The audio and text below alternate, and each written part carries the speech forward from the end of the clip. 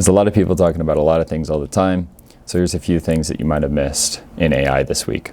First is pretty big. You've probably heard of this if you're paying attention. This is the Meta layoffs. They laid off 600 people from the Facebook AI research unit, the FAIR unit, and it's not exactly clear what their responsibilities were, but we know that they're not part of the new Superintelligence Labs unit. The chief AI officer said that this will streamline decision-making, increase responsibility, scope, and impact of each person. I don't find this news too surprising. It's no secret that Llama 4 disappointed, and that made Mark Zuckerberg pretty upset. They acquired Scale AI. They formed their new Superintelligence Labs. They appointed the Scale AI CEO as the chief AI officer. It's not entirely surprising that they decided to let go of some of the people who were working on their AI prior to that development. On top of that, they've been hiring a bunch of new people for that Superintelligence Labs division, and these have been multi-million-dollar salary hires. So I think this is pretty predictable, especially given that Zuckerberg was pretty disappointed with the results of Llama 4 and how, I guess, kind of far Meta's falling behind.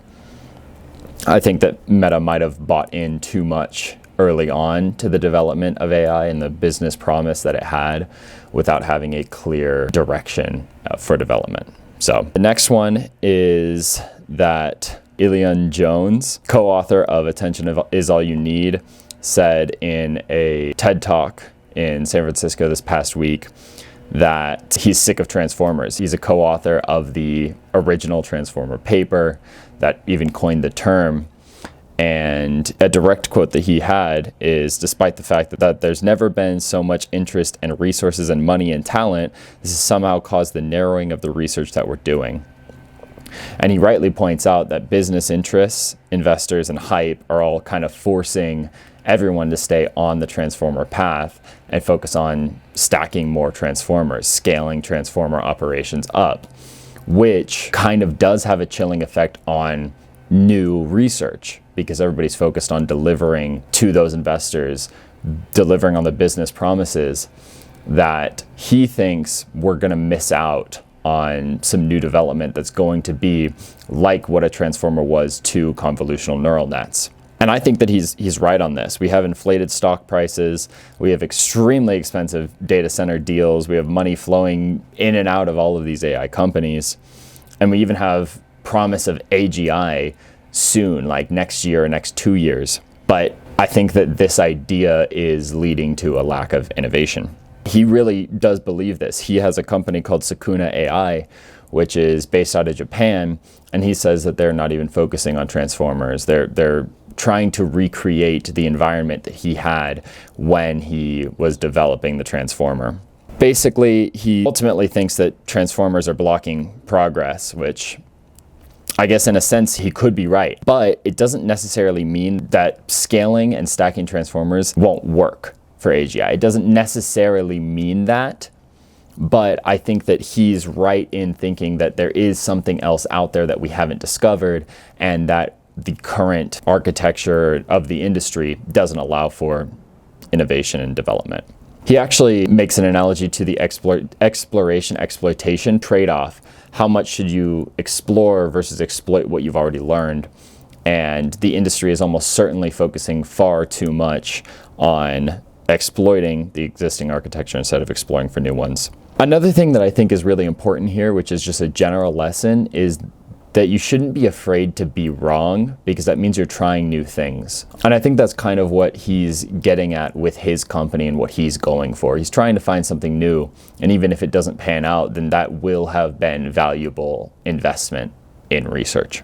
Moving on to our third article here, we have Andrej Karpathy saying that the models are not there. So this is a quote taken from an interview that was done this week, or published this week, where honestly, I highly recommend watching this entire interview. This interview is just packed with knowledge. I'm only going to go over a few bits of it.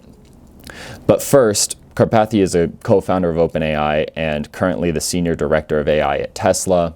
He's one of the most well-known figures in the field. He is, I would say, one of the most knowledgeable technical people on AI out there. So just a few quotes that stuck out to me. The first is the big one that got all the headlines. Overall, the models are not there. I feel like the industry is making too big of a jump and is trying to pretend like this is amazing, and it's not, it's slop. And this is such a stark contrast to what you're hearing from other industry figures, like, for example, Elon Musk or Sam Altman. And I honestly see Karpathy as more technical, and I see Altman and Musk as more business people. And so I'm more inclined to trust Karpathy here. He said superintelligence is a decade away. Jensen Huang, CEO of NVIDIA, said that this is the year of the agent and next year will be the year of AGI. But Karpathy says this is actually the decade of agents. And really for business purposes, the focus should be more on agents and not the anticipation of AGI. He says, I sound pessimistic only because when I go on Twitter and I see things on my timeline that make no sense to me, it's probably just fundraising. And that's kind of what I think is going on here. We have a ton of hype surrounding AGI. We're hearing AGI is coming next year. We got to build more data centers. We got to scale up. We have to stack more transformers. And yet the performance doesn't seem to back that up. And I think if this were really the case, then OpenAI would be doing a lot more related to this. I mean, really all of the companies, but OpenAI, I think specifically. He also outlines a couple of other problems that I think are more pressing than AGI, which is first, that a sufficiently intelligent AI could lead to an increase of security breaches. The AI itself won't be super intelligent, but it will be able to analyze security failures both quicker and more effectively than malicious humans could.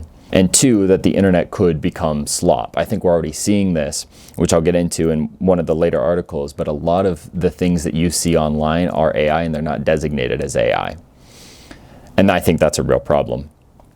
And another concern could be that there would be a lot of tasks that will be automated, a lot of information work-based tasks, and that could lead to a higher concentration of wealth and potentially more structural problems in an information economy like the US and generally Western nations are. But once again, I think this whole interview is completely jam-packed with knowledge, and I'd highly recommend watching it. All of these articles are going to be linked below. I'd highly recommend you listen to that. Another thing that I think is very, very interesting and has gone pretty under the radar, I just found an actual article on it today, although technically this was announced a couple days ago, is that Meta is open sourcing their transport layer for AI scaling. So basically the way that this works is you have a bunch of layers. I'll have a graphic up here right now. And NVIDIA got their edge in AI because of all of their proprietary components in this stack. And there have been some new open source things that allow other companies to take advantage of our current AI infrastructure. For example, AMD released their own distributed framework, but it's not as widely adopted as CUDA is. All of the open source libraries like TensorFlow and PyTorch are all built to support CUDA, and it's going to take a while to adopt that for other frameworks. But what Meta's done is they've released NCCLX, which is their collectives library, and CTRAN, which is their transport layer. So just like a really, really, really brief, basic explanation of how this works is, let's consider the apps like a package, and you take it to the post office. And the person at the post office helps you decide what kind of postage that you need. So this would be like the framework deciding, okay, I got the direction from the app. What operation do I need to do? Then the framework gives it to the collectives, and the collectives is like the sorting facility, which is like, okay, where do we actually put this package? Now that we have the instructions on what we want to do with it, where does it need to go? We need to put it in the right spot.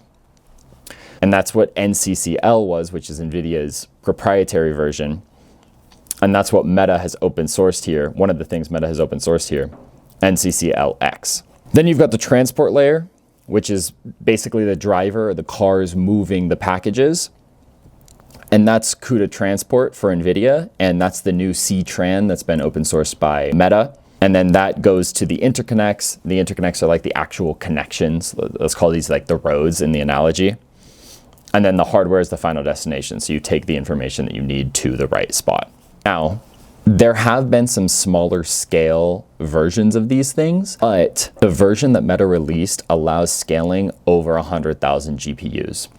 And that's something that required NVIDIA's software. And so NVIDIA still has a few big bonuses. So it's hard to shift away from the structural support that CUDA and the CUDA infrastructure has.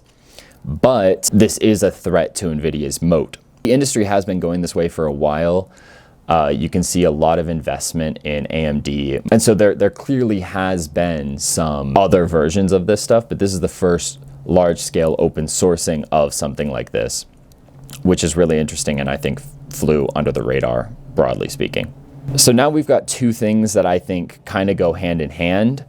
And I'm not going to go too far into it. I'm just kind of going to go over the fast facts and why I think it matters.